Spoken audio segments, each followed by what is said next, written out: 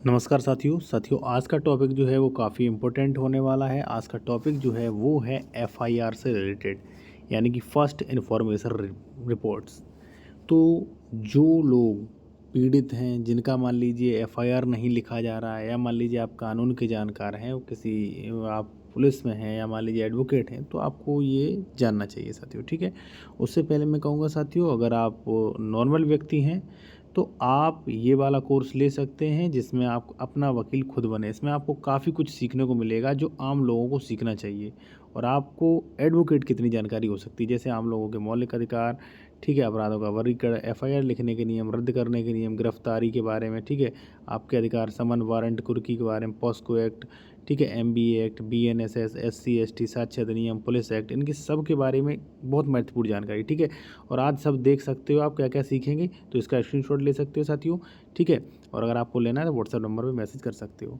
देखिए साथियों, ये ऑर्डर दिया गया है, जो जजमेंट दिया गया है वो 2025 का है, और ये जो उसका पूरा विवरण है। ठीक है, आप देख सकते हो, अगर आपको निकालना है तो इससे निकाल सकते हैं। चलिए आते हैं अपने सीधे पॉइंट पर। देखिए एक्चुअली साथियों, ये ऑर्डर जो है वो लगभग 25 पेजेस का है, काफ़ी बड़ा है। लेकिन हम आते हैं इसके मेन मुद्दे पर, जो इसका मेन चीज़ है जो सुप्रीम कोर्ट ने दोहराया है, जिससे लोगों को लाभ मिल सकता है। क्या, यहाँ पे देखिए 14 पॉइंट पे जो है वो दोहराया गया है कि ललिता कुमारी बनाम उत्तर प्रदेश सरकार एवं अन्य में, जो पहले दिया जा चुका है जजमेंट में, प्रतिपादित कानून के मद्देनज़र और उसके बाद दोहराए गए इस आशय के अनुसार कि यदि सूचना से संज्ञेय अपराध का खुलासा होता है, मान लीजिए किसी व्यक्ति से मतलब है पुलिस को सूचना मिलती है जिससे ये लगता है कि संज्ञेय अपराध हुआ। साथियों, संज्ञेय अपराध होता है मान लीजिए 7 वर्ष या 7 वर्ष के ऊपर का, ठीक है, 3 वर्ष, यानी कि सीधी बात ये है साथियों, संज्ञेय अपराध और असंज्ञेय अपराध को डिफाइन किया गया है जो आपकी सीआरपीसी है, जो कि बीएनएसएस है उसमें। ठीक है, तो 3 वर्ष से ऊपर के जो भी अपराध हैं तो उनमें संज्ञेय अपराध बोल सकते हैं। ठीक है, कम गंभीर के संज्ञेय अपराध बोल सकते हैं इसे। ठीक है, तो यहाँ पे संज्ञेय अपराध का खुलासा होता है। ठीक है ना, तो धारा 154 सीआरपीसी के तहत, अब धारा 54 की जगह अब एक 1173 हो गया है साथियों। ठीक है, थोड़ा चेंज हो गया है कानून, ये सीआरपीसी की, अब बीएनएसएस में 154 की जगह दूसरा कानून रख दिया गया है। तो क्या कहा गया है कि धारा 154 सीआरपीसी के तहत एफआईआर दर्ज करना अनिवार्य है। ठीक है, तो जो लोग एफआईआर दर्ज नहीं कर रहे तो आप ये ऑर्डर दिखा सकते हैं। ठीक है, अनिवार्य है। ऐसी स्थिति में एफआईआर से पहले कोई प्रारंभिक जांच स्वीकार नहीं है। ठीक है, लेकिन अब जो कानून आए हैं उनमें साथियों 14 दिन को जो है पुलिस अधिकारी को समय है।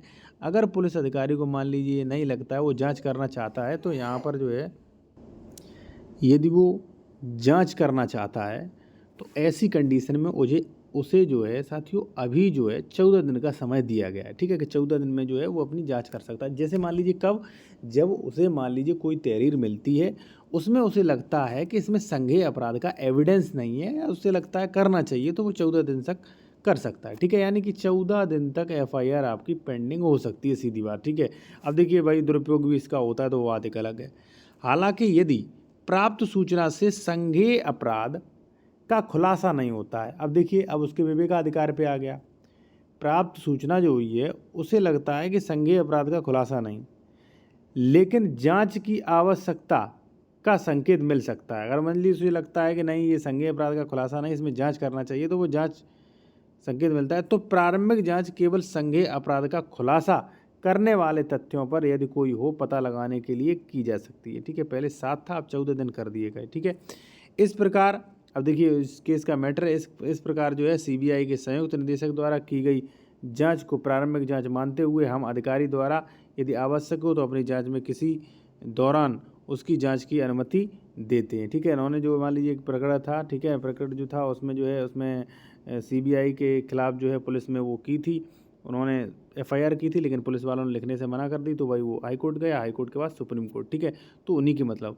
खैर, आपका जो मेन है साथियों, मेन आपके लिए जो है वो ये है साथियों कि जो कोर्ट ने ललिता कुमारी बनाम उत्तर प्रदेश अन्य इस मैटर में जो डिसीजन दिया है, उसमें ये कहा गया है कि अगर मान लीजिए पुलिस के खिलाफ, देखिए कई पुलिस के खिलाफ मान लीजिए पुलिस के खिलाफ या कोई भी व्यक्ति है, आपके साथ कोई अपराध होता है, आप मान लीजिए थाने में जाते हैं, तो आप सूचना लेके जाते हैं, तो पुलिस को एफआईआर लिखनी पड़ेगी, ठीक है। लेकिन अगर उसे लगता है कि भाई इसमें संज्ञेय मामला नहीं बन रहा है, हम जांच करेंगे, और अधिकतर यही होता है, वो लिखते नहीं है भाई, ठीक है ना। ये डाटा एनसीआरबी पे होता है, वो लिखते नहीं है, ठीक है। तो वो जांच डिले कर देते हैं, वो 13 14 दिन और 14 दिन, और जो नॉर्मल लोग होते हैं वो फिर यहीं पे बेचारे जो हैं ठंडे पड़ जाते हैं, ठीक है, कई लोग। तो साथियों ये है कि भाई उसे जो है इसमें यही कहा गया कि भाई पुलिस वालों को एफआईआर दर्ज करनी चाहिए। हाँ, अगर उसे लगता है कि मामला संज्ञेय नहीं है तो वो जांच कर सकते हैं, 14 दिन इसका समय है साथियों, ठीक है। फिर भी अगर मान लीजिए नहीं लिखते हैं तो कुछ प्रोविज़न है, फिर भी नहीं लिखते हैं साथियों, तो आप अपने सुपरिटेंडेंट ऑफ पुलिस से जा सकते हैं। सुपरिटेंडेंट पुलिस नहीं लिखते हैं तो फिर आप जो है जिला न्यायालय से आप जो है लिखवा सकते हैं साथियों, ठीक है। 156(3) में, जो कि अब सेक्शन चेंज हो चुका है, ठीक है ना। तो पहले तो आप एफआईआर दीजिए, एफआईआर नहीं होती है तो आप सुपरिटेंडेंट ऑफ पुलिस को लिख सकते हैं, वो भी नहीं लिखते हैं तो आप कोर्ट द्वारा जो है वो लिखवा सकते हैं, ठीक है। एक तरीका और है साथियों कि आप जो है नेशनल ह्यूमन राइट कमीशन पे भी कर सकते हैं, NHRC पर भी कर सकते हैं साथियों, ठीक है। NHRC पर भी कंप्लेन कर सकते हैं। दूसरी बात, अगर आप उत्तर प्रदेश से हैं तो IGRS पर भी मान लीजिए इसी प्रकार का आता है, तो उस पर भी आप शिकायत कर सकते हैं, ठीक है ना। तो इस प्रकार से शिकायत कर सकते हैं। कहने का मतलब ये है कि इस ऑर्डर में जो अभी दिया गया है, मैंने आपको बताया साथियों किस में दिया गया है, इसमें आप डाउनलोड कर सकते हो, इसमें जो दिया गया 2025 में, तो सुप्रीम कोर्ट ने यही दोहराया कि भाई अगर मान लीजिए आपके पास कोई वो आता है मामला, तो आप एफआईआर लिखें, ठीक है।